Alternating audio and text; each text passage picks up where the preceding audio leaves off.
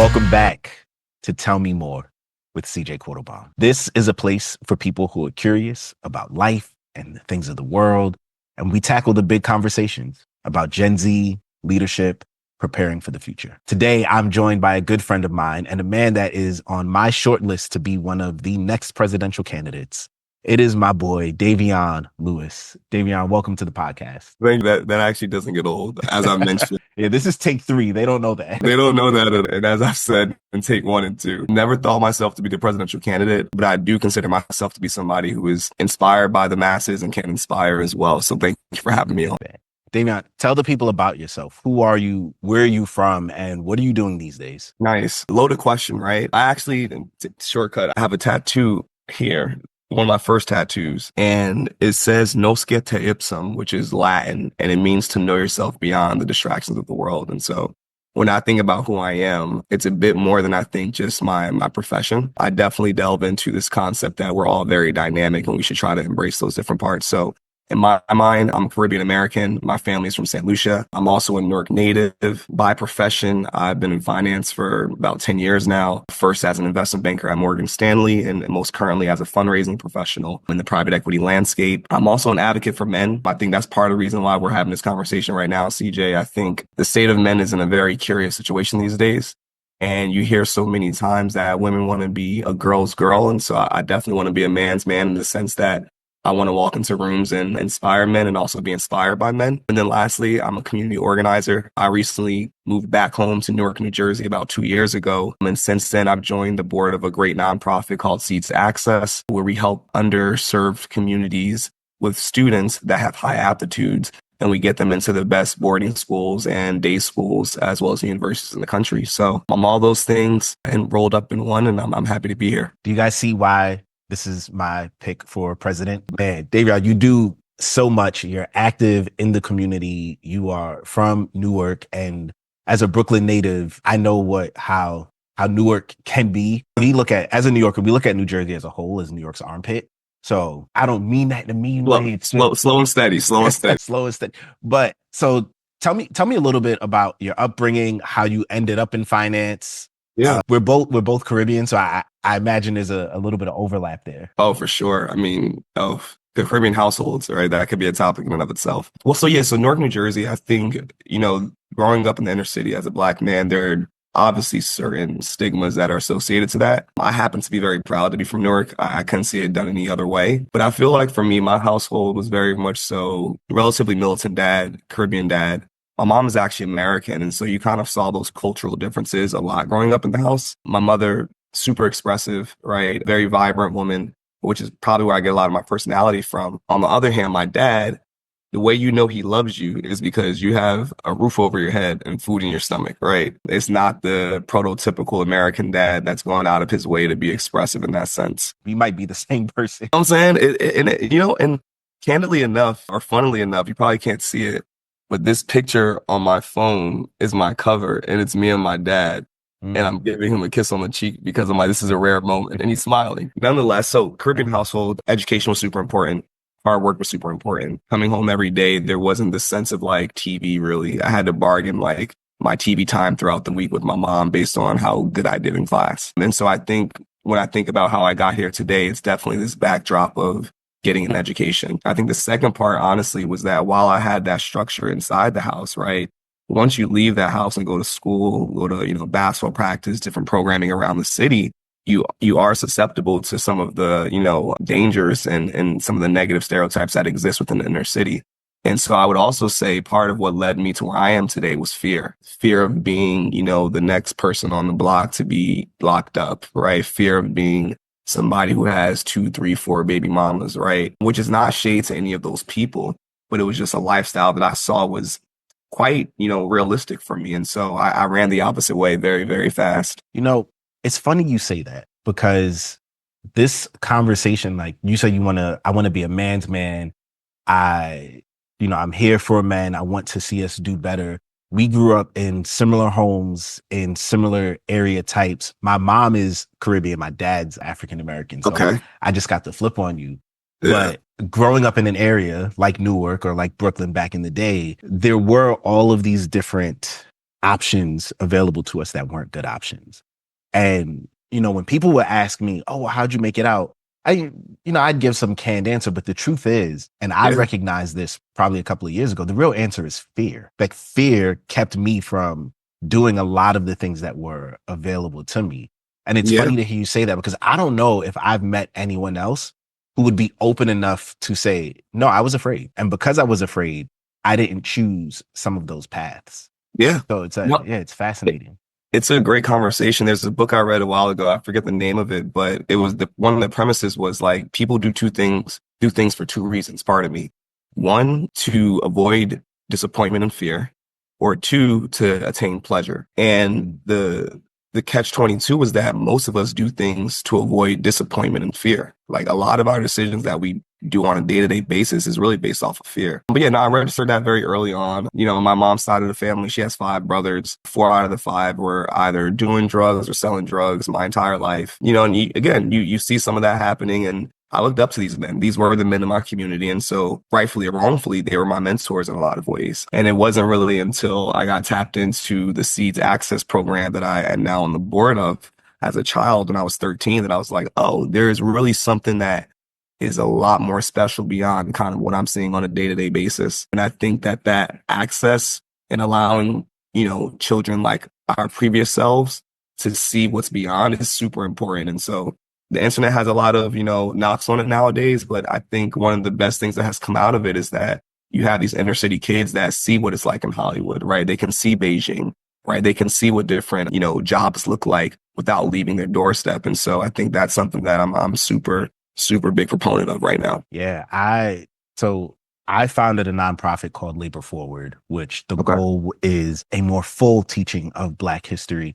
And a big part of that is kids grow up to become what they see. And so if the only models we get are athletes and entertainers, who was it? I can't remember his name, but there's a sociologist who back in the 70s was on his way to the NFL and Okay. was like, nah, I'm not going to do this. I'm a premier athlete.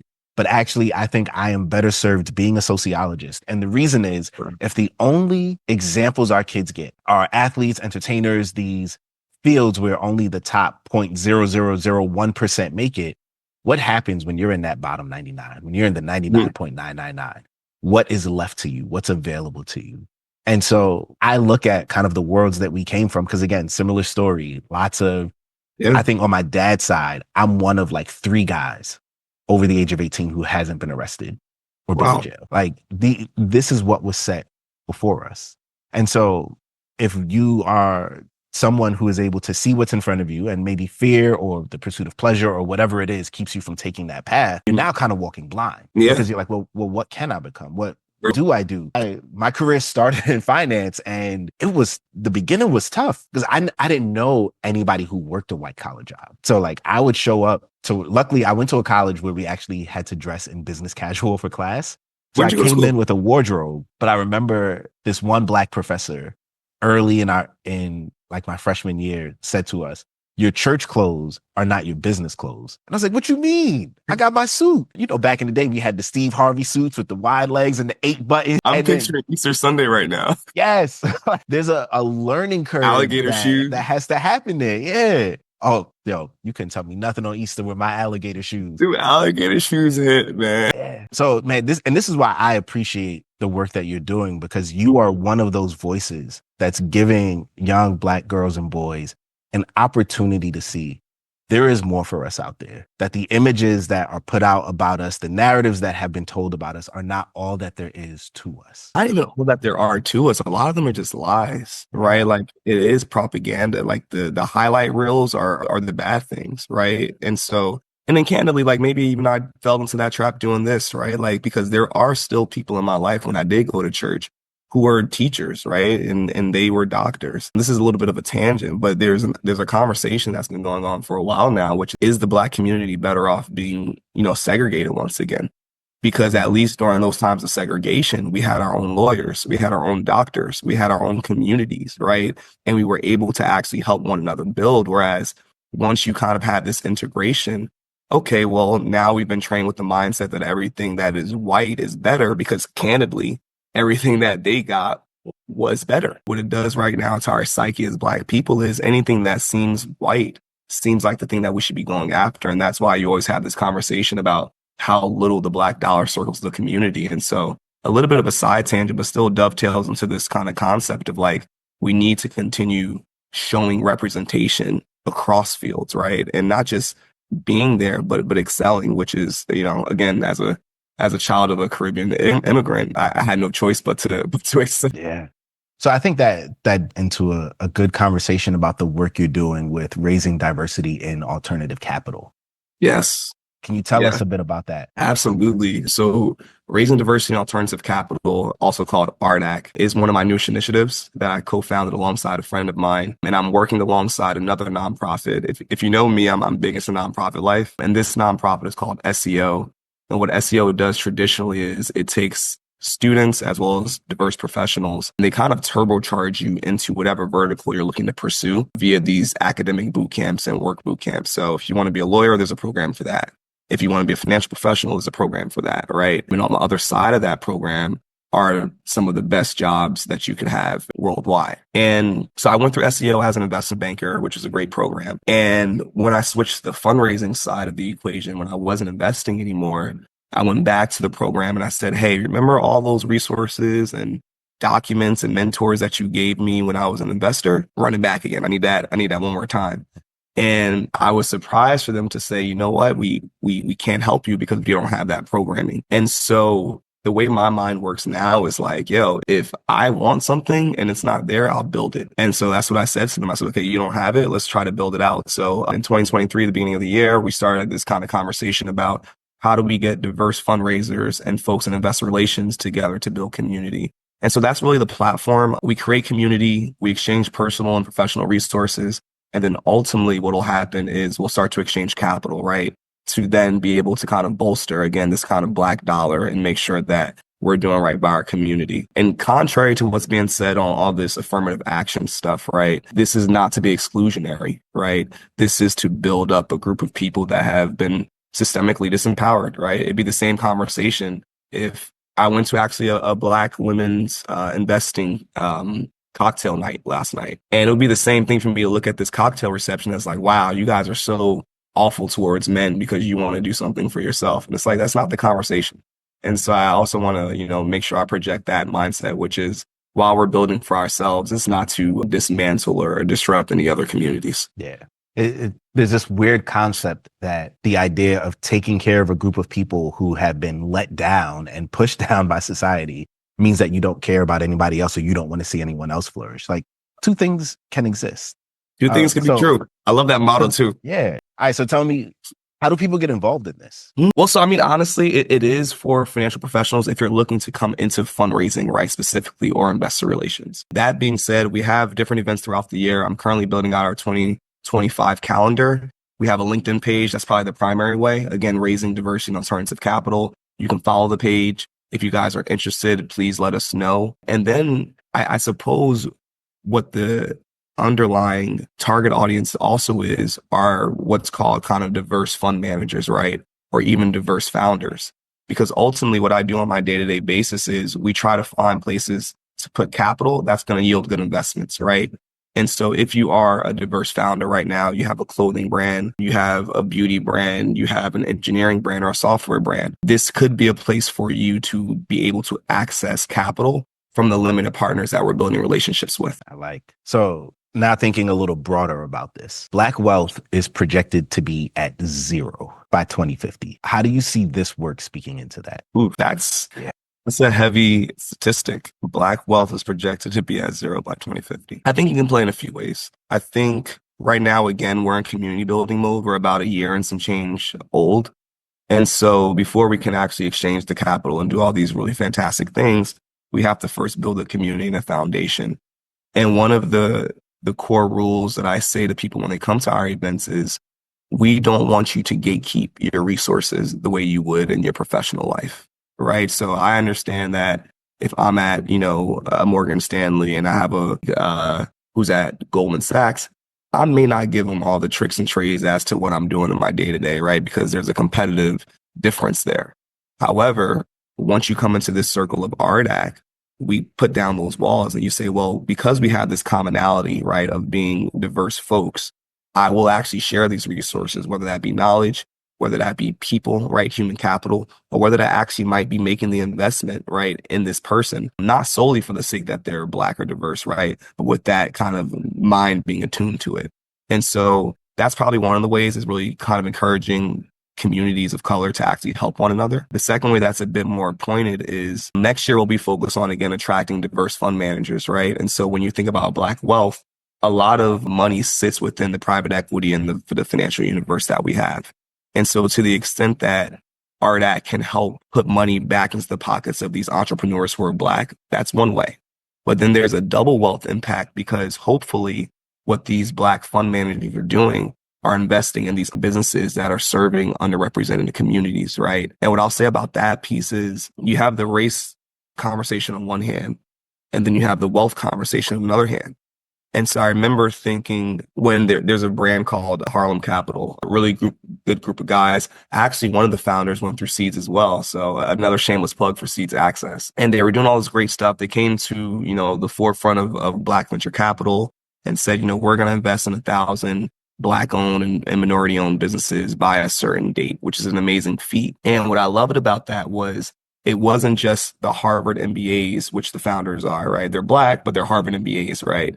And so there's a certain cohort of Black people that are like, well, you're just going to give more money to the folks who are at the cream of the crop, right? And it's like, that actually is a legitimate argument, right? We should not just be creating Black wealth for the folks who went to the top universities in the country. The talented 10th mindset. Correct, right? And so what I loved about what they were doing was they said, yeah, like, do we want money? Absolutely.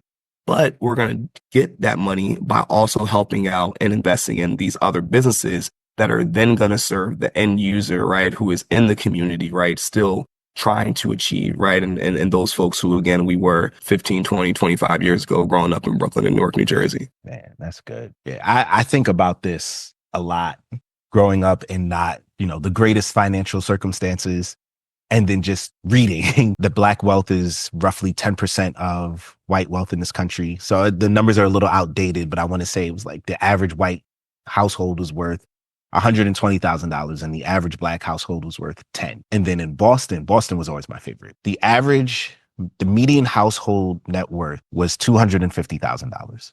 Do you know what the average Black household net worth was? I'm going to guess below 10 at this point. 8,000. No. 8. 1, 2, 3, 4, 5, 6, 7, $8. That is insanity. Wow. That's staggering. Yeah, that like when you think about opportunity and access and the ability to build and, create something for your kids that you can leave behind, when you're playing from that far behind, it can almost, it feels impossible. And you can see how people can just give up and say, the deck is stacked so high against me. Why would I even try? Yeah.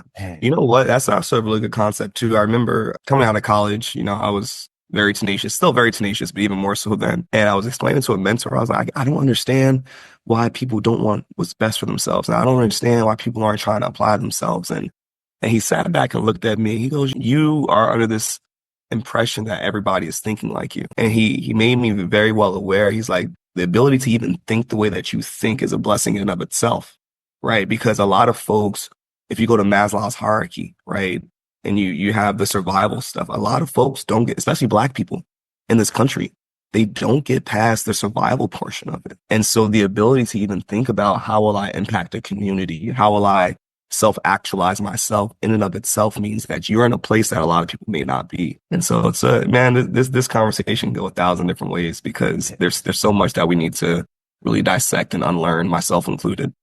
It's like when we talk about, rich people problems. When you're not worried about where your next meal is coming from, you can ponder the stars. You can sit and think about, what else is there? Where you can build a rocket ship and say, I'm Elon Musk and think about. I'm like, man, I'm trying to eat. Trying to make sure my kids eat tonight. I'm trying to go to space. It's like, did you ever see, gosh, this is probably 10 years old now, the Gerard Carmichael show? I've heard of it. Never actually watched it. So Gerard Carmichael is a stand-up comedian. He had a sitcom for a little bit. And it was an episode about depression. That is, to me, it is one of the best TV shows talking about depression from a Black perspective. Because his mom is depressed. And she's like, I'm not depressed. I just get the blues sometimes. And he's like, no, no, no, no, mom. Like, you can't eat. You can't think. You're in bed all day. That's depression. And she goes, no, no, no, no. Depression is something white people made up so that they don't have to go to work. And I think about like the world I grew up in. I still to this day, I have to tell my mom, hey, mental health wasn't created when I was born in 1987. Like you guys had issues, you had problems. Yeah. But when the needs are so apparent in front of you that you have no choice but to get up and go, you don't have time to sit in your anxiety. You don't have time to sit in your depression. You don't have time to sit and go, I need a mental health day, because if you don't work, you don't eat. And if you don't eat, your kids don't eat. You don't have a place to live, the whole trickle down effect. And I think this kind of leads into your initiative to help men, because if there's anyone, especially in our community, who don't get the time to sit with our feelings, to talk about what we're going through, to talk about fear, like real fears, it's men. So can you tell us a little bit about this? Absolutely. So yeah, I guess I neglected to say that in my intro. So I started a brand. I'm not going to call it a business yet because I haven't really touted it for revenue, but I started a brand called Masculine Lives. And what this brand effectively does is we help men define masculinity for themselves. And then once we have that definition, we then go, okay, so with this definition of how you perceive masculinity, how do we express that in the least harmful way to yourself and others? And so I call it coaching. It's not therapy, because that's another stigma, right? You say therapy, I'm not gonna have no clients, right? But when you think Sad about but true. when you think about men's coaching, right, what we're really trying to do is understand this patriarchy and how a lot of men, most men, were given this social contract that we're not conscious of, right?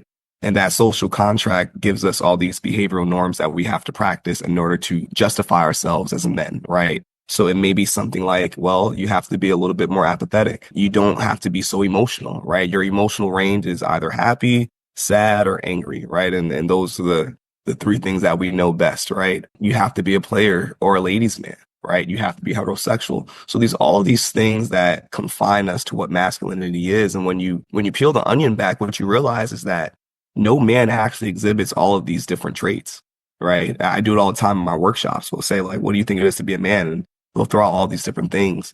And at the end of it, I'll say, okay, well, raise your hand if you embody all of these things. Never happens, which tells me that we've been given a lie, right? And so the mental health aspect that you're talking about is what comes out of these situations where we're not able to move and actually become people, right? Is that we're more angry, right? Or we're more sad, or when problems do exist in our lives, we don't have the tools to handle them. And the last thing that I'll say about it is I'm very much so a case study in all of this, right? Because this business was started out of a breakup that I experienced 2 years ago. I was with a woman for 6 years. She broke up with me for a variety of reasons, a lot of them that I understand. And when I took time to kind of, reflect on it, I said, okay, well, yeah, like I did do these things, right? But I swear someone told me that it was okay to be a ladies' man. And I swear someone told me it was okay to overpower somebody in a conversation with my voice because I am the man, right? And all of these things. And I was like, so who's telling me this? And when I sat down and thought about it more, I said, well, religion tells me this, sports tells me this, just by seeing how, the dynamic between my parents were growing up, that taught me that. And so there's all these different, what I call this echo chamber that tells men like, nah, like you have license to do these things until something breaks. And when that something breaks, a lot of us don't know what to do. And so I created Masculine Lies as a platform for men to be preventative, right? We don't want to just have these conversations once something is broken. That's good, man. That's so good. Yeah, I think we're all a product of narratives, stories we've been told about how to do and be in this world. And we all live in echo chambers. Even with the internet now, you have access to everyone and everything. At the end of the day, the algorithm is just creating another echo chamber for you. And when you grow up in these small worlds, you have just a very narrow way of seeing things. And this is why I think diversity in our lives, racially, ethnically, socioeconomically, geographically, just getting in the room with different peoples, those challenge our assumptions and teaches us things that we wouldn't learn just being with the people that we're always with. Yeah, man. Proximity is super important. Yeah, so this breakup did a lot to me, man. I went through a lot afterwards, but for the better. I love who I am today. I loved who I was before too, but I really am more conscious of the love that I have for myself today. And one of the mantras that I also developed, 2 years ago was like, move beyond offense, right? And it works with what you're saying because to your point, if you're on Instagram, if you're on Facebook, the algorithms are built to give you what you like. It's just plain and simple. And so if you are always thinking that your mindset is the truth and it's the only truth there, it causes divisiveness. And that way, when you do step out into, maybe a concert or political committee, whatever the case may be, and you hear something that is different from your opinion, we're immediately offended, like immediately. And the offense part, I don't love it, but it happens, right? And so the mantra is move beyond offense. Okay, I'm offended. What happens next? Did the person who offended me have something valuable to say? Could I learn from it? Am I still going to love this person? People are ending relationships, friendships, right? Because they're offended. And it blows my mind, but it goes back to this point of we only know our own truth. But the more proximate we get to different conversations, other people's points of views, the easier it is to come to common ground and to actually build solutions for issues that candidly plague a lot of us, right? Whether you are on different sides of certain topics and equations. This is basic educational theory. The most learning happens in the most diverse classrooms.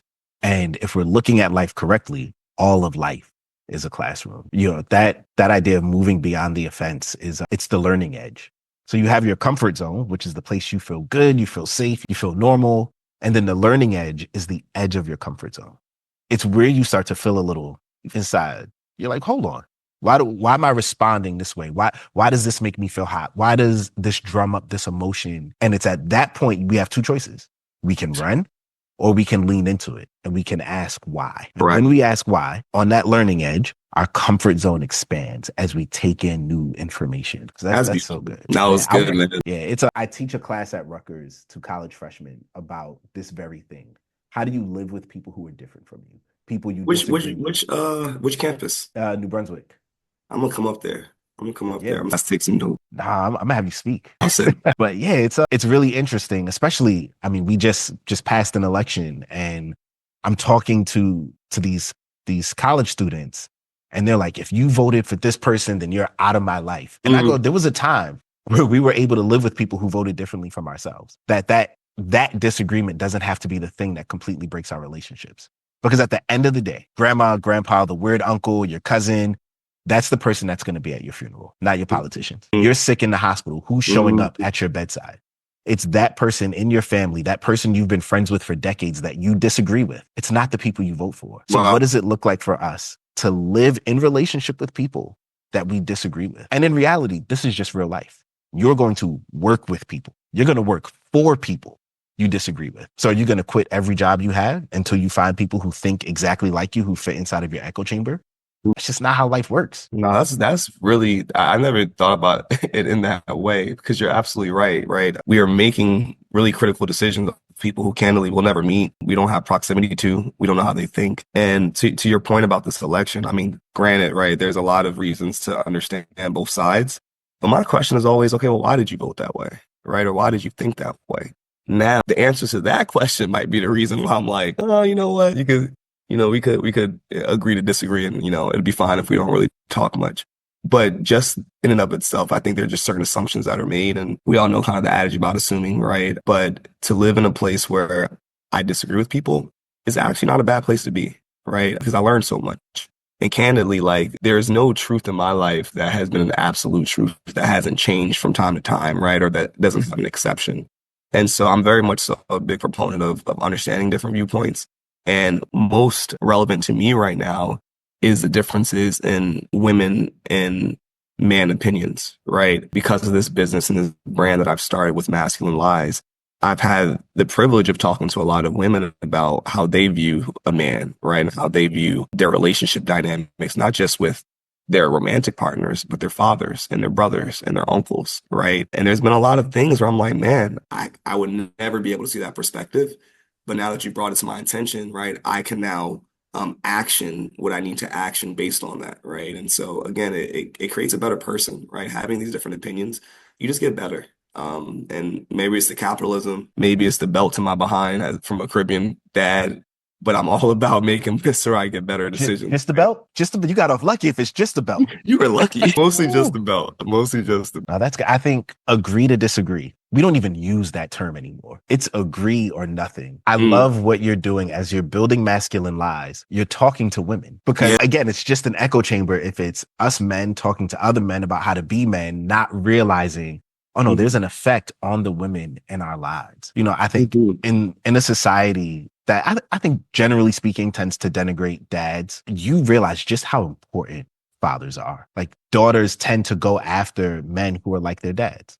Sons grow up to be their fathers. So we need to recognize the impact that we as men have on children, on our wives, on our girlfriends, on our sisters. Man, this morning, my sister. The community. Like that, it extends to the community, honestly. But you're saying this morning. My sister was, so we're on a family FaceTime. So it's me, my mom, my sister, my brother. And my sister's single and lives alone. And she starts talking to someone in the background. She too old for you, bro. She too old for you. But she's single, she lives alone. She starts talking to somebody in the background. Me and my brother immediately jump up. Who you talking to? Who's back there? And it turns out it's just our cousin. Like he came up to visit. We were like, hold on, you got some man in your house. Like, and she immediately goes, hey, I'm the oldest. Y'all are taller, but I'm still the oldest. Like, you know, it's just being aware of our roles and responsibilities in this world and to recognize that not everything that is masculine is toxic, but also not everything that is masculine has anything to do with being a man. Like some of those are just societal things that are put on us. Wait, man, you just jogged two important thoughts. I'm gonna go on the first one. I might forget the second one. I do not use the term toxic in my workshops with men. Good. One, because it starts to lose its actual meaning, right? You use these words so often that we don't even know what it means. People are just throwing it in front to throw it in front. But two, because I actually think the concept of toxic masculinity is an oxymoron. I think masculinity practiced in its truest form is actually not toxic at all. Which brings me to the second point that you made, which is masculine and feminine are energies. We've now come into a culture where we've appropriated those energies to sex, right? And we say what's masculine is men, what's feminine is female. Not so. How do we know that's not so? Because as a person, you have an ability to tap into your masculine energy and your feminine energy, right? And so a very simple example is if you are a new father, you know this better than I do. I ain't got no kids, but you got a couple. So if you are a father and you are holding your newborn baby or even, you know, your child that's 5 years old or younger, you cannot approach that child with a brute force, right? You have to show the caregiver. You have to show the nurturer, which is technically feminine. But as a man, you can embody those. Let's flip it on its head on the other side. A lot of women that I know are doing some really amazing things in their professional lives. Guess what? Masculine traits, people say you're more direct, right? You can think more logically, right? These are masculine traits. These are not manly traits. These are masculine traits, which means as a woman in the workplace, if you're directing a group of engineers, I spoke to one of my really good friends from Seeds yesterday. Her name is Angie, incredible mind, Latina, smartest, one of the smartest people I know. And she directs a group of 12 engineers, right, to build software. She has to bring out her masculine energy to get certain jobs done, although I know her as a very soft, loving, friendly, buoyant person, right? And so the point is well taken. Masculine does not mean men. I have masculine lies and I cater to men because there is still a relationship, right? Just based on the stigma and where we've come. But if you actually study the topics, right, like this concept of gender is actually very new. It's the last couple 100 years, right? But the concepts of masculine and feminine energy have always been around. Yeah, I think about the color pink. So pink's one of my favorite colors. Okay. And as a Caribbean man, right, like I'm a child of the early 2000s. Like I grew up, I was listening to Dipset in high school. Of course I love pink. You know, Cameron rolling around with the pink Ferrari, the pink mink. We all wanted to be Cam. So I still love pink. And of course, being a Caribbean man, that's a no-no. But I always point to 100 years ago, you would read articles about the color pink and they would talk about its masculine energy and how pink is a sign of manhood and strength. And what happened is we're all the product of marketing.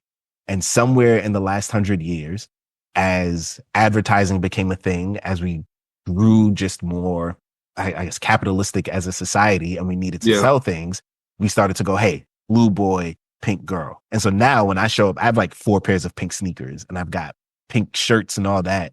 It's like, oh, wow, you sure you want to wear that? Like, it's just the color, bro. I'm It's very just sure I the want to color. wear it. Correct. And that also goes back to just being, solid within yourself, which is the concept that I think a lot of people need to go back to adopting. I'll be honest, I get a lot of comments like, oh, Davion, you're so arrogant and you're so this. I'm like, nah, I'm just very confident in who I am in this point in time.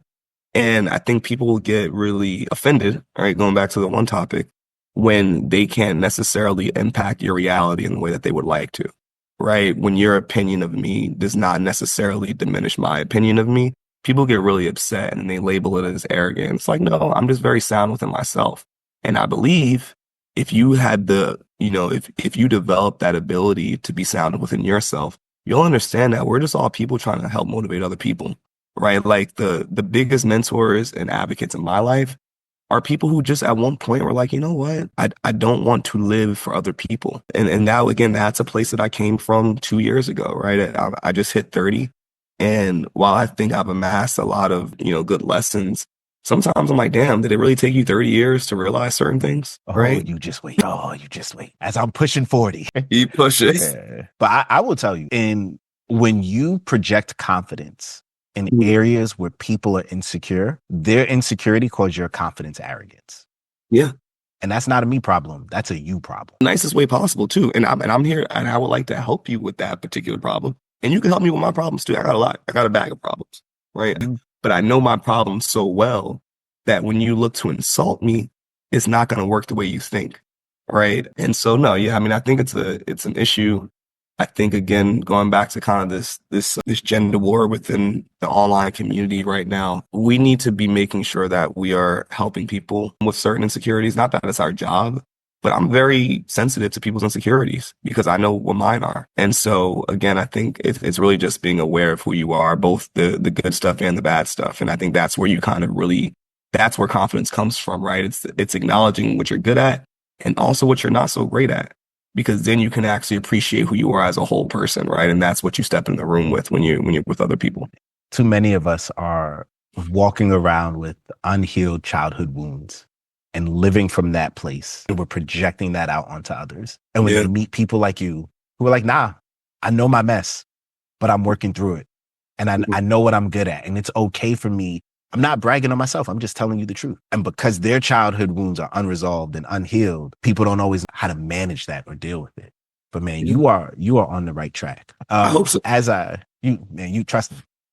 I tell you all the time, you are a lot smarter than I was at your age. And that is at every stage in life. So I didn't know you, but I guess that was almost 10 years ago. So I had just met you when you were where I currently am. Yeah.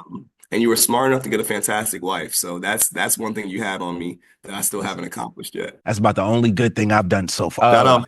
As I start to draw this to a close, a big part of what we do here at Tell Me More is this idea of preparing for the future, 2050 in mind. So as you are looking to help raise diversity in alternative capital, as you are helping to get the next generation of minds into places where they need to be, where they want to go, helping them to achieve bigger dreams for themselves than the world might currently have for them. As you're looking to help men be better, projecting out 25 years from now, 2050, what is your hope for all the work that you've done? Wow. Oh, geez. I'm stumped. I don't necessarily have a great answer, but 25 years from now, what I hope is that people can be able to express themselves in their fullest way without harming themselves and others. I think that's as simple as I can make it. So whether it be in raising diversity and alternative capital, right? I would like people to be able to walk into rooms, right? As diverse folks within this industry, be aware of who they are, fully express themselves, right? Without necessarily offending somebody who is not, so not as secure in themselves. When you think about manhood and masculine lies, what we want and what we strive for is like, hey, like you can have this concept of masculinity. If you want to be a provider, let's do it. If you do say, hey, I do kind of like women and I want to have multiple women, it's not my prescription, right? It's not what I grew up on, but you can have that in a non-harmful way. Are you having open communication with these women, right? Are you protecting yourself in terms of like physicality? And so again, and that might not be the best example, but what I want for people is to be able to express their true selves without harming themselves and other folks. And I think that's probably as simple as I can make it for 25 years out.